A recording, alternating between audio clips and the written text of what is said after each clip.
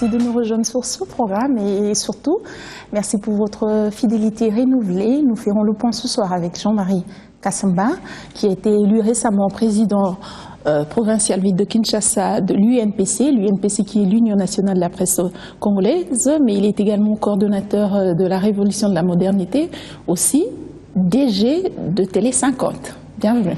Oui, vous avez oublié aussi que j'enseigne à mes compatriotes. Oui, vous êtes aussi enseignant à l'université.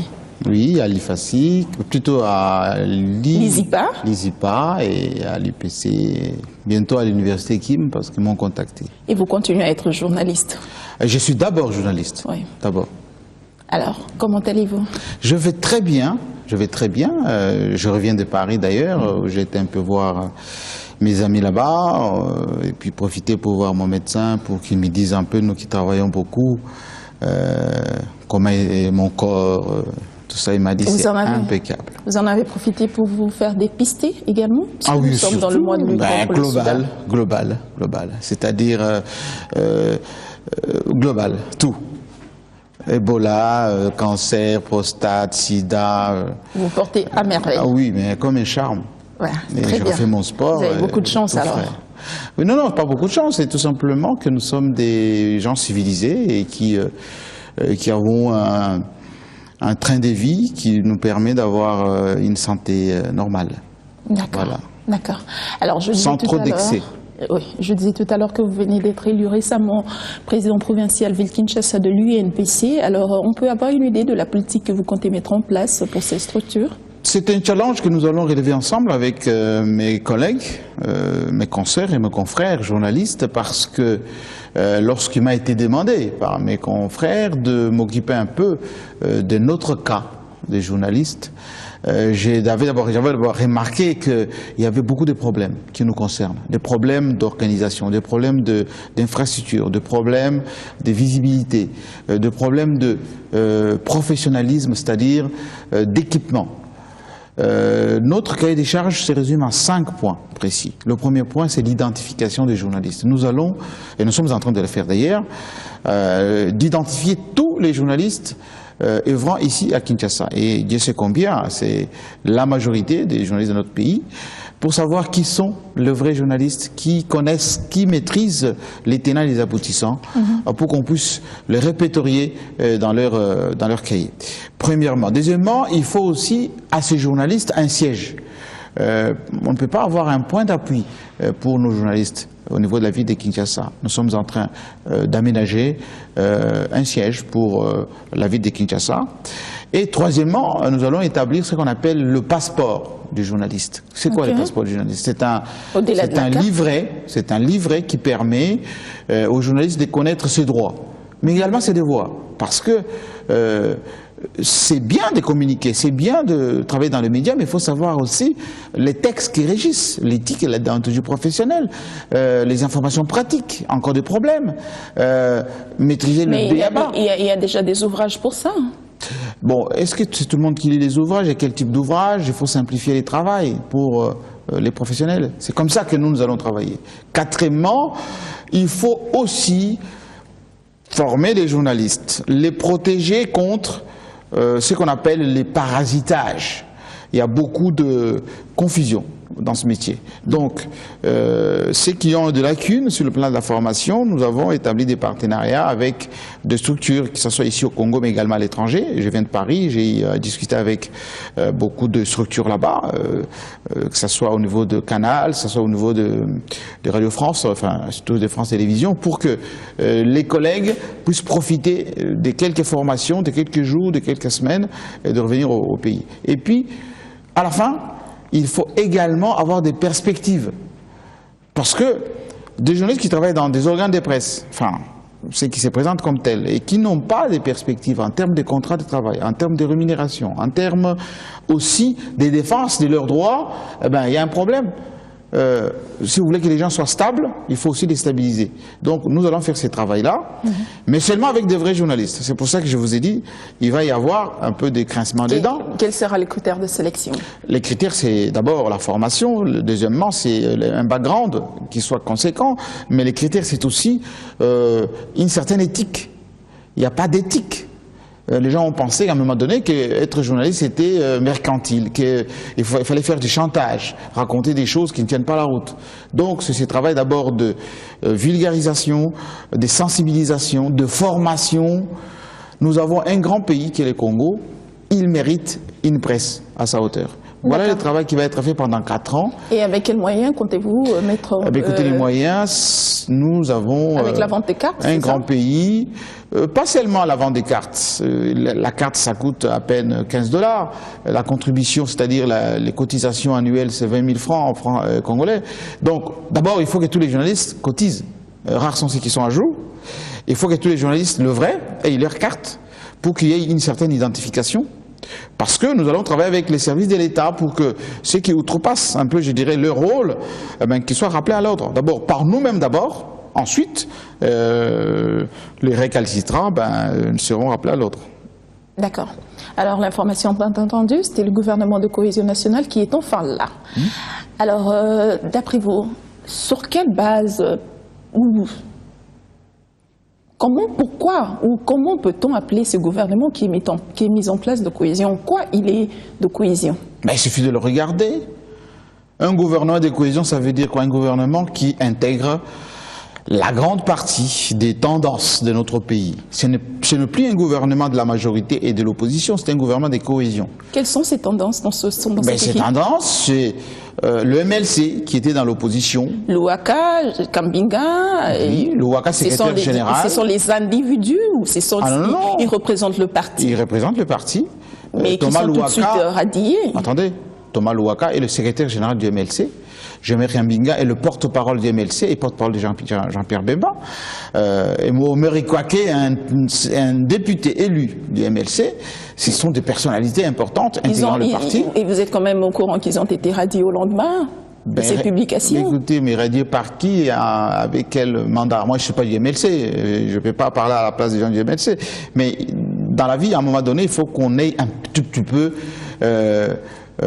comment dire, le respect des textes de chaque parti. Il ne faut pas avoir la culture de l'exclusion, comme ça, trop téléphoner, on se réveille, on dit voilà, j'exclus. Tout le monde exclut tout le monde.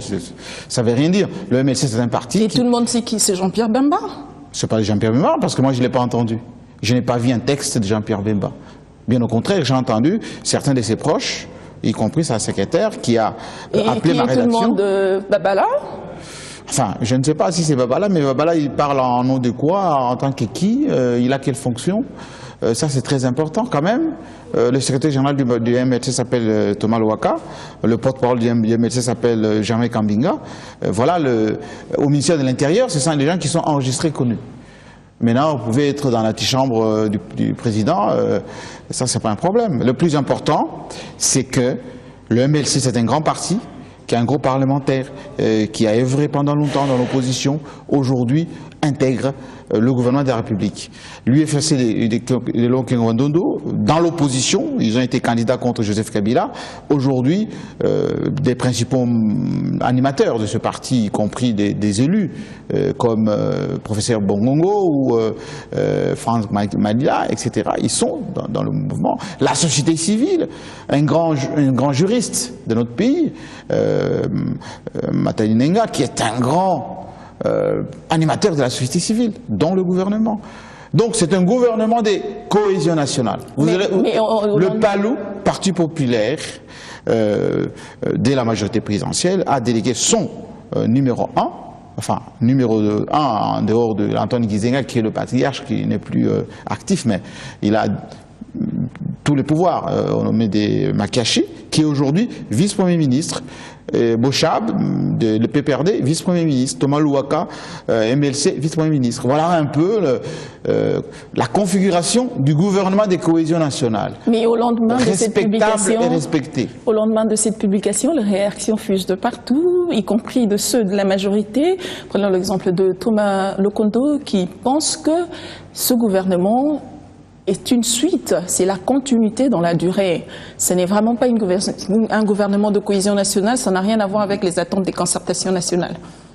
Écoutez, Thomas Lokondo, il est membre de la majorité présidentielle, pas plus qu'hier. Il a fait une motion pour protéger encore le gouvernement de la République. La cohésion nationale ne veut pas dire chorus, je vous l'ai toujours dit, ce n'est pas parti unique. La démocratie, c'est les idées.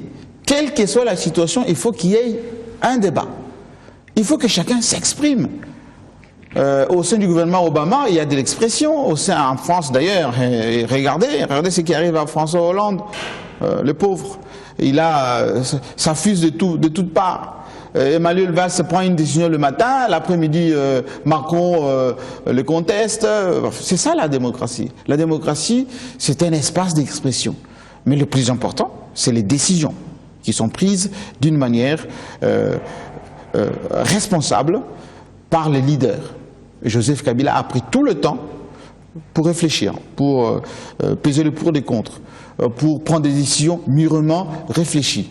Aujourd'hui, le gouvernement est là et il représente toutes les tendances de la République et des responsables intégrés de ce gouvernement pour servir la République, pas des partis politiques, pas les plateformes, la République. Point à la ligne. Maintenant, tout le monde au travail. Alors, fallait-il nécessairement plus d'une année pour mettre en place cette équipe? Oui, il faut faire un travail en toute sérénité. Rappelez-vous ce qu'il a dit dernièrement. Il faut de la méthode. Et c'est ça aussi ce qu'on appelle l'impérium, le vrai. L'impérium, c'est la culture, enfin, si vous voulez bien, la capacité des dirigeants à donner le là au moment qu'il faut. Et aussi longtemps que Joseph Kabila n'avait pas décidé, eh ben, toutes les institutions ont attendu que le père de la nation prenne la décision. Elle est prise maintenant. Et dans quelques jours, il va s'exprimer pour donner les directives à ce gouvernement national de cohésion. Ensuite, au niveau provincial, au niveau des institutions de la République, pour que les choses avancent. La Cour constitutionnelle est mise en place, le Conseil économique et social. Voilà, le Congo s'étoffe, se stabilise. D'accord. Alors, beaucoup pensent que cette publication s'est effectuée maintenant dans le but de préparer les esprits par rapport à l'adresse du chef de l'État à la nation. Ben oui, c'est tout à fait normal quand même, non? Toutes les institutions, toutes les décisions qui sont prises sont prises dans le sens d'harmoniser les choses. Je vous ai dit tout à l'heure, les institutions qui ont été mises en place, toujours dans le sens de donner de la cohésion, de la cohérence. Maintenant, le chef d'État va s'exprimer. Il avait dit la fois passée, bientôt, un gouvernement de cohésion nationale sera mis en place avec un liminaire, c'est qu'il sera donné comme mission à ce gouvernement. Il va le dire certainement maintenant avec des points précis, ce qu'il attend de ce gouvernement de cohésion nationale, et chaque acteur va pouvoir donner le meilleur de lui-même. L'essentiel, que c'est le Congo qui gagne, ici à l'intérieur, tout comme à l'extérieur du pays. Je vous l'avais dit, ici même, que nous aurons notre ministère des Congolais de l'étranger. Et je suis fier aujourd'hui, madame, de vous le dire, droit dans les yeux, que souvent ce que je vous dis, ça se réalise. Nous nous sommes battus, maintenant nous avons ce ministère qui va s'intéresser de tous les problèmes des Congolais de la diaspora. Et je sais que nos compatriotes en ce moment me suivent à l'étranger, notamment à Paris. Eh bien, tous ceux qui voulaient travailler pour la République, c'est le moment. Tous ceux qui avaient envie d'apporter leur contribution au débat national, que ce soit directement ici au niveau du ministère, que ce soit au niveau des points de relais à partir de là où ils sont, c'est le moment. Il y a aujourd'hui les nouvelles technologies d'information et de la communication, tout ce qu'on a toujours voulu dire, faire, eh ben, voilà. Le débat est là, l'espace est ouvert, c'est le moment de travailler. C'est bien bon, mais que répondez-vous à ceux qui pensent que sans l'UNC et l'UDPS, cet arrangement n'est rien? Écoutez, il n'y a pas d'arrangement du tout. Et puis, n'oubliez pas que le Congo, c'est 80 millions d'habitants. Y compris l'UDPS et l'UNC. Y compris l'UDPS. Le Joseph Kabila a été élu pour gouverner tous les Congolais, y compris l'UDPS et l'UNC.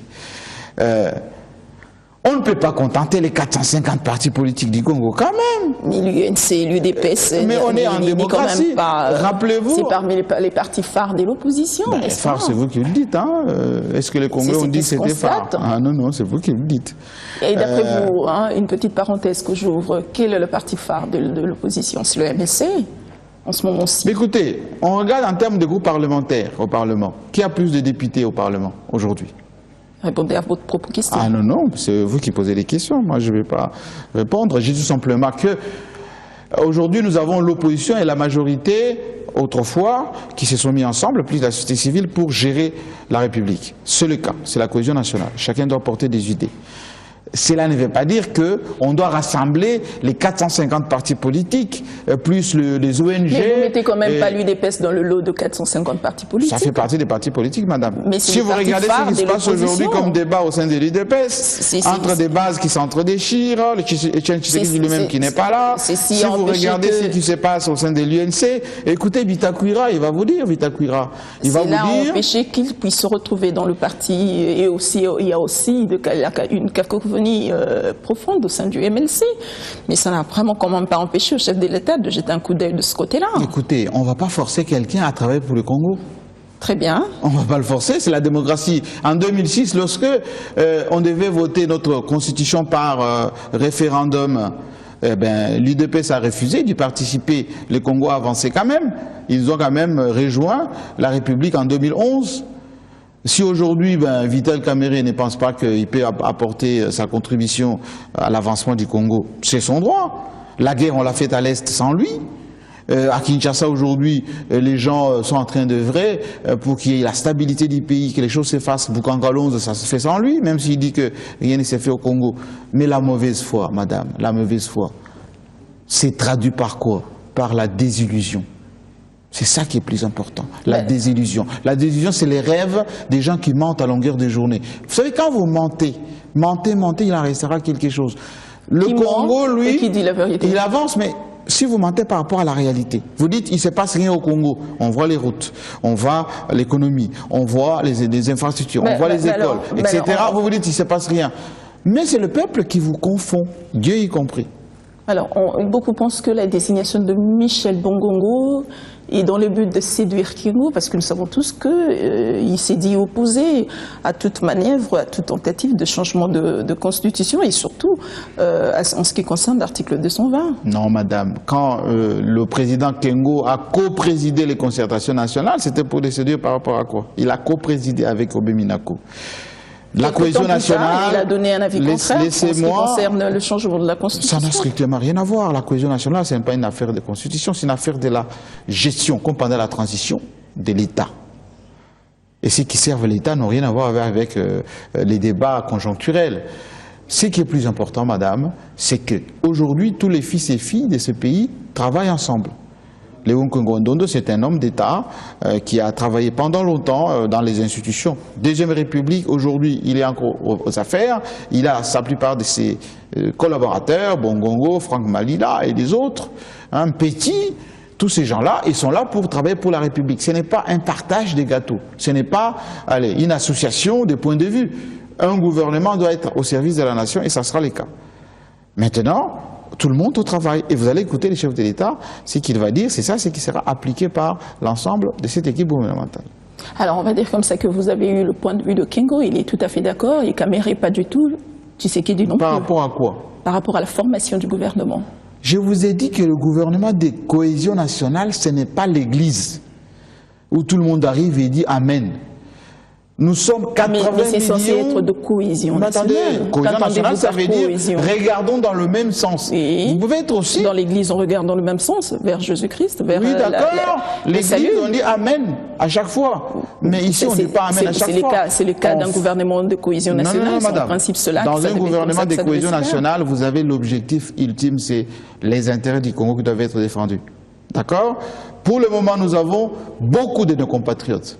Opposition, majorité. Est-ce qu'en ce moment on peut parler de cohésion au sein de notre nation? Bien entendu. Est-ce que vous avez écouté, là, depuis que le gouvernement est mis en place, tous les membres qui ont été mis dans ce gouvernement, quelqu'un a fait une déclaration contraire? Non, mais ils ne peuvent pas, parce qu'ils ont quand même des bouches à un parce qu'ils voient les choses de la même manière. François Hollande, il a mis en place un gouvernement, au bout de quelques jours, il y a eu 3 démissions. C'est pas moi qui dis, c'est la situation. Vous ne comparez pas les réalités françaises aux réalités. Mais parce que la plupart de vos amis, ils copient là-bas. Les Français eux-mêmes ne copient pas ce qui se passe aux États-Unis. Il y a une longueur d'avance. Oui. Sarkozy, il a beaucoup copié. Et la comparaison n'est pas raison, dit-on. Oui, oui, mais lorsque François Hollande tousse à Dakar, tout le monde applaudit ici, Kamerhe en premier. Donc c'est pour ça que vous dire que vous copiez beaucoup et vous copiez parfois les yeux fermés. Autrefois c'était Lula, ce n'est plus à la mode, c'est tout ce qui s'est fait contre le Congo. À chaque fois contre le Congo, vous copiez. D'accord, d'accord. On va parler de révision de la Constitution. En Oui. moins d'une semaine, ce sera la clôture de la session parlementaire en cours.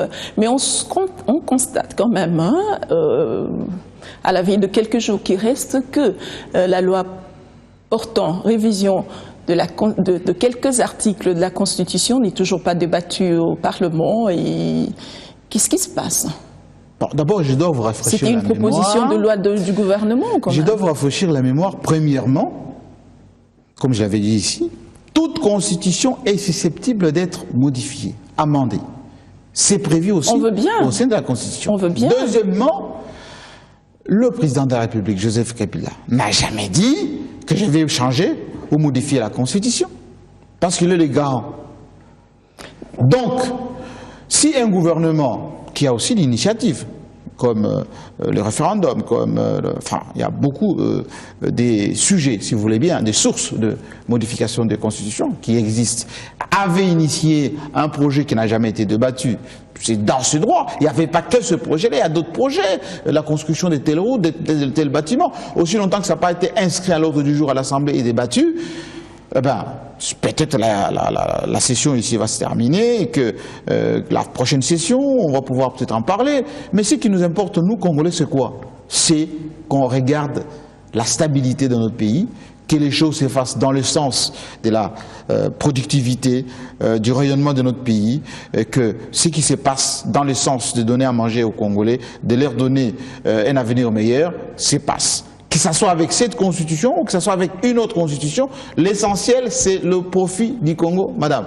Tout le reste, ce ne sont que des débats de spéculation conjoncturelle, du suivisme. J'ai entendu quelqu'un dire oui, Burkina Faso, mais ce que nous avons connu au Congo durant une quinzaine d'années, les Burkinabés n'ont pas connu tout cela.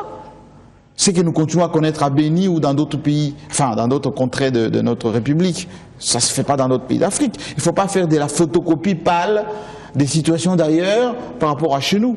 Nous avons, nous, un courage extraordinaire de maintenir la cohésion nationale, de maintenir la stabilité du Congo depuis très longtemps, avec beaucoup de courage, malgré les agressions et les guerres qu'on nous mène injustement par nos voisins. Instrumentalisent parfois nos propres compatriotes qui suivent, excusez-moi les termes, bêtement les injonctions des officines obscures à travers le monde.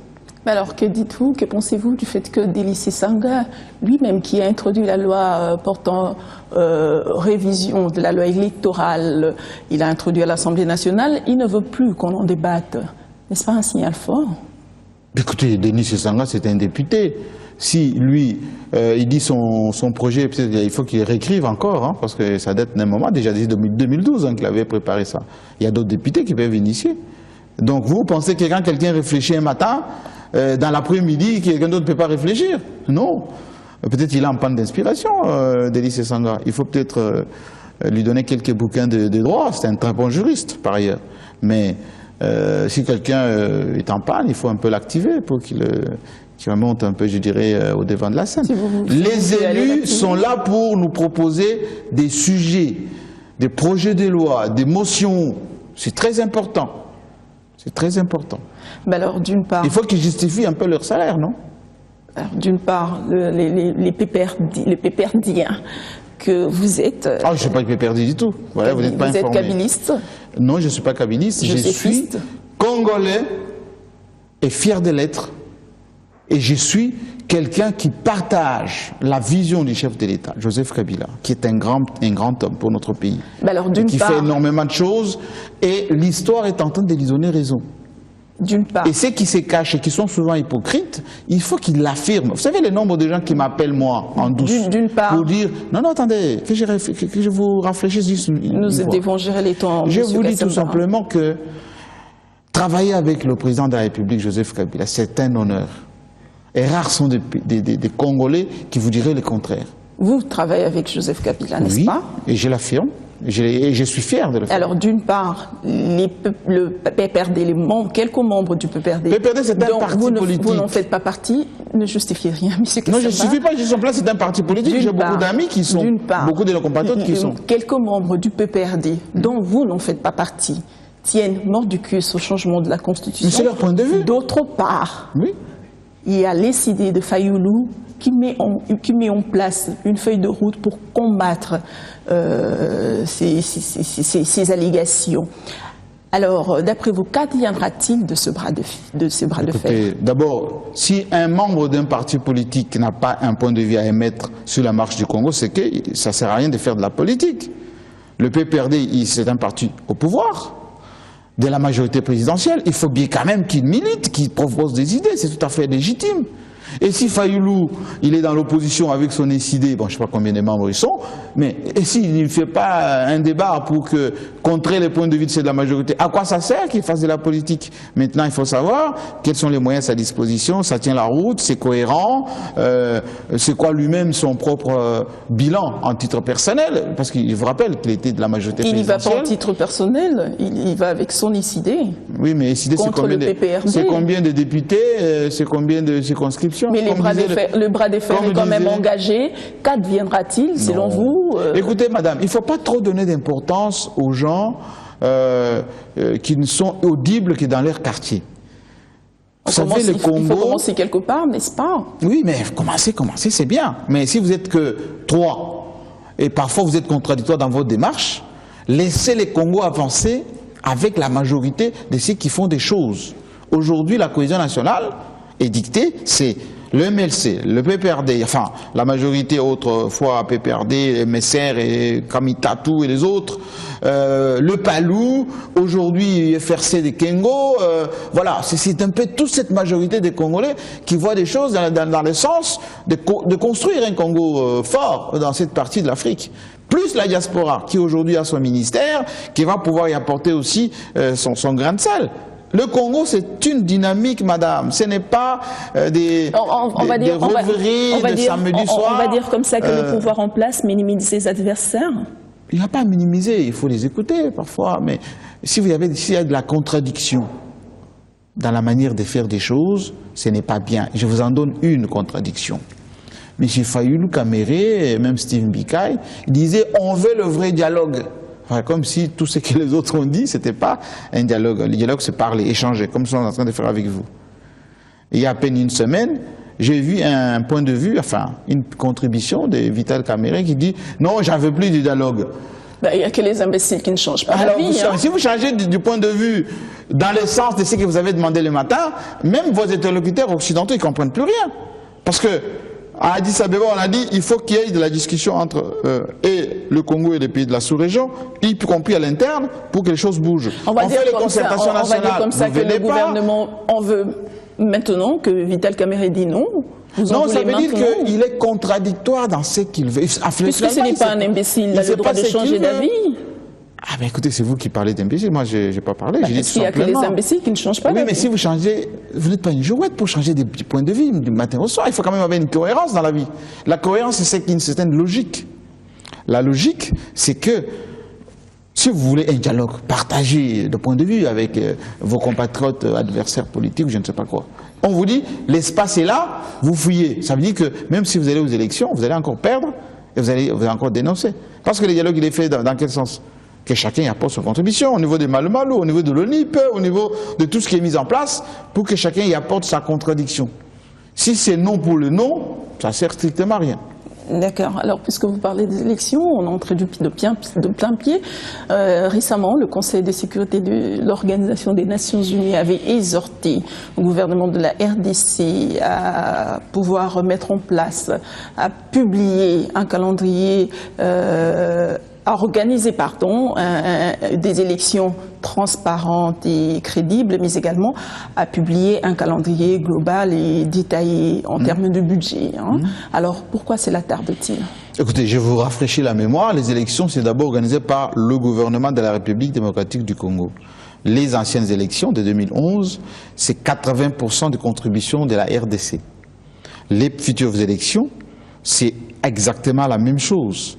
L'Union européenne, par exemple, par la voix de Dumont, qui a parlé du calendrier global, c'est 11 millions de dollars sur le aller, 500 millions apportés. Vous pensez que la RDC va seulement s'accrocher aux 11 millions qui doivent venir sous condition? Parce que à chaque fois, on nous brandit toujours des conditionnalités pour faire des choses dans notre pays, mais les Congos se débrouillent toujours pour le faire. Sur le plan de la... Mais comment on peut se rendre compte du besoin si on ne publie pas un calendrier détaillé en termes de budget? Non, le calendrier, madame, on doit organiser les choses d'une manière séquentielle. On sait globalement que pour faire les élections locales, provinciales, des députés et même l'élection présidentielle, c'est à peu près 100 millions de dollars. Enfin, presque 1 milliard, pardon, de dollars. C'est beaucoup d'argent. Oui, on veut bien publier ces calendriers de manière globale mais et aussi de manière détaillée. Maloumalo, c'est son travail. Oui, mais pourquoi il est en consultation permanente et avec les Congolais à l'interne et avec les partenaires de la communauté internationale. Mais vous savez quand même que le temps fait défaut en ce qui concerne l'organisation des élections. Mais les choses se font. Il faut courir derrière le temps, n'est-ce pas? Il y a d'un côté l'ONIP pour identifier les Congolais. Il y a Maloumalo qui travaille déjà depuis un certain temps, il a déjà même publié un certain nombre de choses.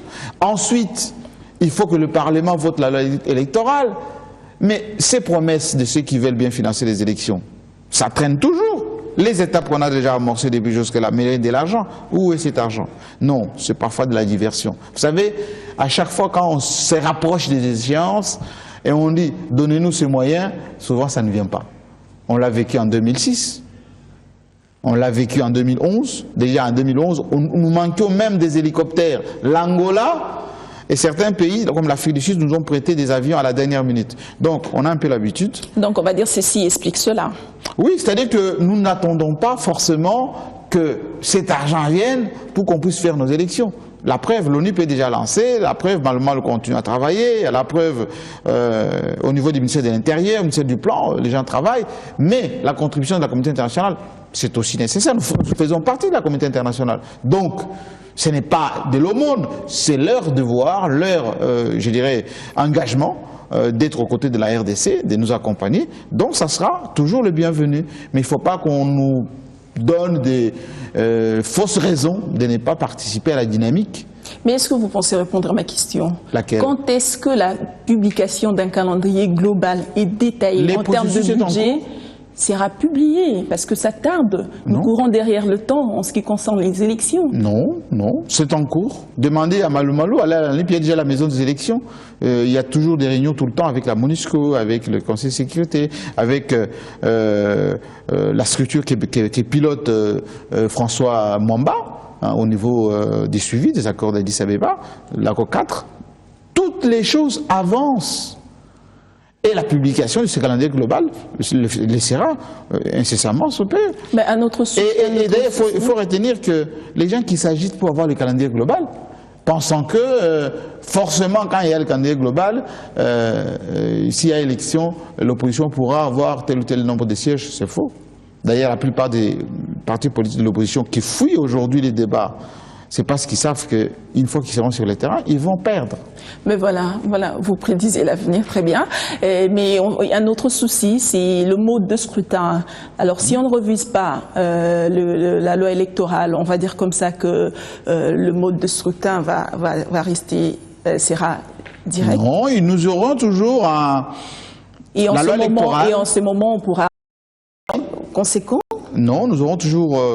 la loi électorale, c'est aux parlementaires de faire ça pour rapport au mode de scrutin, proportionnel ou pas, on verra. Mais ça, c'est le débat au Parlement, hein, au syndicat. Et si jamais on ne revise pas cette loi, au syndicat, non, certainement qu'on va réviser un certain nombre de choses au niveau des élections. Maloumalo, d'ailleurs, attend que ça, la loi électorale. Donc, moi, j'ai pas de souci à se faire de ce côté-là. Les choses avancent, madame, je vous rassure. Je vous assure, les choses avancent, nonobstant les fuites en avant de ceux qui ont peur des élections. D'accord. D'ici le 10, entre le 10 et le 24 décembre de cette année, la CENI va publier la liste des électeurs à travers la République. Alors, on va dire comme ça qu'elle veut continuer à travailler avec le fichier de 2011 ? Ben c'est ça, justement, ce qui est plus important. L'arrivée de l'ONUP. Rappelez-vous qu'en 2006, l'UDPS n'a pas voulu participer au référendum sous prétexte qu'il n'y avait pas de recensement des Congolais. On ne savait pas combien on était. En 2011, il y avait beaucoup de manifestations dans la rue, ici, enfin surtout les jeudis, pour dire le fichier d'Ngoï Mulunda, on n'a pas confiance, il faut qu'on sache combien il y a d'électeurs. Aujourd'hui, nous avons l'Office national d'identification des Congolais, piloté par le professeur Lumanou et toute son équipe, secondé par la Banque mondiale, le ministère du Plan, etc. Il faut que ça s'accélère vite pour qu'on puisse avoir ne serait-ce qu'une vue des Congolais à l'intérieur du pays tout comme à l'extérieur du pays. Ça va compléter quoi? Rassurer les fichiers, avoir une certaine lisibilité de ceux qui vont élire, avoir des cartes d'électeurs, des cartes nationales d'identité. C'est un bon processus pour, encore une fois, éclairer l'opinion, notamment rassurer ceux qui ont toujours eu des doutes sur la franchise des choses. Mais qu'est-ce qu'on entend? Encore votre ami, que je ne citerai pas cette fois-ci, oui, c'est un prétexte pour pérenniser Joseph Kabila au pouvoir. Faux. Parce que, puisque vous parlez comment voulez-vous? Oui, puisque vous parlez de l'ONIP, le professeur Lumanou indique que le travail que va abattre cette structure fera en sorte que la liste des fichiers, la liste des électeurs sera facile. Oui. Et on va dire comme ça que cette fois-ci, la contestation ne sera pas au rendez-vous. Mais écoutez, quand on présente quand même l'identification de ceux qui doivent voter, les enfants qui sont en majorité aujourd'hui, ceux qui sont revenus dans notre pays, qui n'étaient pas là en 2011 quand on a voté, bon, tout ceci va donner de la lisibilité. On doit savoir exactement comment nous sommes, avec des cartes d'électeurs biométriques. Qui ne demanderait pas ça, madame? Qui ne demanderait pas ça? Moi, je suis offusqué, pour ne pas dire choqué, de constater que les gens qui demandent une chose le matin, l'après-midi on leur propose cette chose, ils fuient. Non, il faut qu'on ait l'honnêteté intellectuelle de dire, dans notre pays, les choses se normalisent. Et quand elles se normalisent, il faut évoluer avec. Parce que quand vous fuyez le recensement des Congolais, vous fuyez la carte d'identité, vous fuyez l'identification des Congolais, c'est que vous êtes pour la magouille. Vous êtes pour les choses pas très claires. Alors, donc c'est suspect. Alors, donc, on comprend par là que vous n'êtes pas de l'avis des Camérés qui pensent que cette structure est mise en place dans le but de pérenniser le chef de l'État. Manœuvre dilatoire de sa part. Et puis les Congolais ne comprennent plus. Vous pouvez contester un fichier électoral et on dit voilà, maintenant on va identifier, vous dites non. Mais les gens qui ont la double nationalité, madame, les jeunes, les femmes, tout ceci doit être mis au clair avec l'argent des Congolais, avec l'argent de la communauté internationale, pour que vous ayez le cœur plutôt apaisé aux élections. Aujourd'hui, vous vous dites non, ça veut dire que vous êtes pour la magouille, donc c'est pas bon. Alors, on va regarder du côté de l'Est du pays, on va parler de la sécurité nationale. Le week-end dernier, il y a eu encore 37 personnes tuées à Béni et on ne comprend plus rien. Alors, d'après vous, quelle stratégie peut-on mettre en place pour finalement éradiquer ce carnage? Madame, nous venons de loin, la République démocratique du Congo. Quand Joseph Kabila a pris ce pays, il était en miettes. Et les tueries, c'était tous les jours. Il y avait des provinces qui n'étaient pas du tout contrôlables. Aujourd'hui, nous avons réunifié notre pays, mais la guerre qu'on nous mène à cause de nos richesses, de notre étendue, de nos terres fertiles, cette guerre va continuer. Et vous n'allez pas demander aux Ougandais, aux Rwandais, aux autres qui ont des vies sur notre pays, parce qu'il y a la démocratie ici, parce qu'il y a les choses qui avancent, d'arrêter leur manœuvre, enfin, si vous voulez bien, leur cabale contre la RDC.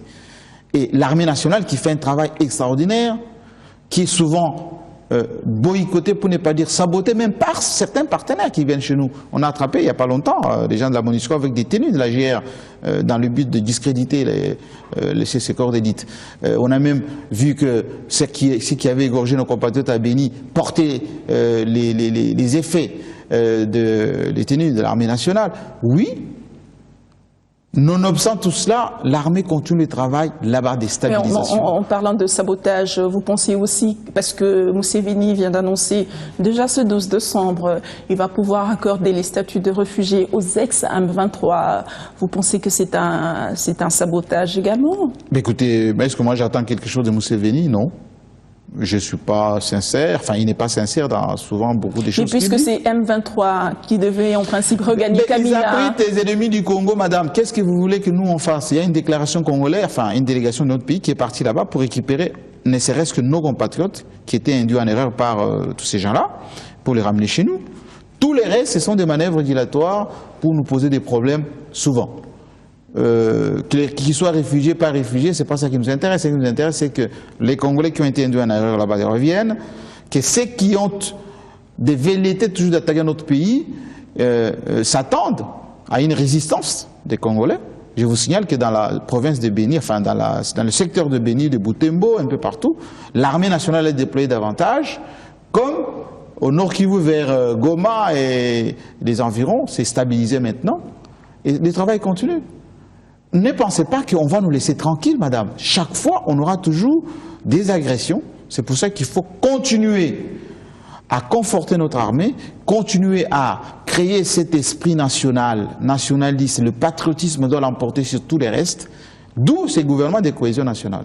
Les concertations nationales ont été convoquées pour galvaniser les Congolais pour lutter contre les agressions qui duraient des années et des années. Et c'est bien dommage que ceux qui pensent toujours, enfin, qui disent qu'ils sont pour le bien des Congolais, ils ne sont pas venus aux concertations nationales.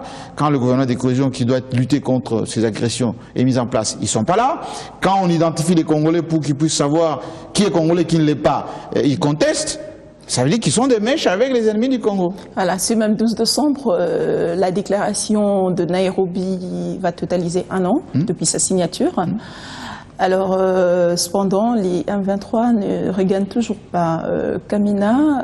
Ils refusent absolument de regagner Kamina et ils vont bénéficier le même 12 décembre de statut de réfugié de la part de Museveni. Alors, pensez-vous qu'il y a d'autres stratégies à mettre en place pour pouvoir les contraindre à regagner Kamina? Je vous l'aurais dit encore une fois, on a dépêché une délégation à Kampala pour aller récupérer certains de nos compatriotes. Il y en a d'autres qui sont... Mais dans la majorité de ces gens-là, ce ne sont pas des Congolais. Ce sont des Ougandais, des Rwandais. Et la plupart sont déjà rentrés chez eux. Mais ceux qui vont bénéficier de ces statuts ne sont pas Congolais. Mais ils sont chez eux. Okay. Si Museveni donne statut de réfugiés politiques aux Ougandais, aux Rwandais, ils sont chez eux. Ils sont chez eux, madame. Nous, si vous êtes Congolais... Et vous bénéficiez d'un statut de réfugié? Alors, c'est leur problème. Nous, on a envoyé une délégation là-bas pour récupérer nos compatriotes. Ceux qui se sentent Congolais... Ils sont venus? Attendez. Et parmi eux, quelques ex-M23? Dans quelques jours, il y a quand même une bonne partie de ceux qui sont amnistiés, qui sont chez nous. Dans cette équipe, il y a quelques ex-M23? Il y a les 330 identifiés qui doivent regagner chez nous. C'est un processus, les transports, etc. Maintenant, les autres, les Érythréens, Rwandais, Ougandais, etc., qui portaient la tenue pour combattre la RDC, s'ils sont rentrés chez eux et qui sont dans leur pays, qui restent chez eux. Nous, on a suffisamment des problèmes chez nous pour encore accueillir des gens qui nous ont fait du mal pendant longtemps, comme les FDLR, etc. Donc, on ne va pas encore ramener des gens qui n'ont pas vocation à rester chez nous. Mais alors, beaucoup pensent que jusqu'en ce moment-ci, beaucoup se posent la question de savoir qu'a fait le mécanisme de suivi jusqu'en ce moment-ci. Mais beaucoup de choses. Lisez un peu les rapports, madame. C'est une très bonne chose. M. Feingold et les autres qui étaient venus il n'y a pas longtemps à l'évaluation à Kinshasa, ils ont dit au niveau de la réforme de la police, au niveau des institutions, au niveau des concertations avec les retombées, au niveau des lois d'amnistie, il y a beaucoup de choses qui ont été faites découlant de cet accord cadre. Mais la RDC a fait autant d'avancées, sauf les pays de la sous-région. Allez au Rwanda, s'ils ont seulement ouvert une brèche de dialogue inter-rwandais, rien du tout. Allez en Ouganda, on a dit pas d'agression. Eh bien, tous les jours, on nous envoie des gens qui viennent terroriser nos populations là-bas. Donc, on ne peut pas être les dindons de la farce. Nous, on fait des avancées et les autres ne font pas. C'est pour ça qu'il faut consolider l'unité nationale, qu'il faut travailler beaucoup, pour que même si vous violez vos propres signatures, que le Congo soit prêt à se défendre. D'accord. Monsieur Kassamba, c'est toujours un plaisir de vous recevoir sur ce plateau. C'est moi qui vous remercie, madame. Merci aussi à vous d'avoir été du nôtre pendant 45 minutes d'entretien qui reviendra pour vous demain à 7h30, mais également le jeudi à 23h. Restez avec nous parce qu'après moi, c'est le sport avec Belinda et surtout, très belle semaine à toutes et à tous.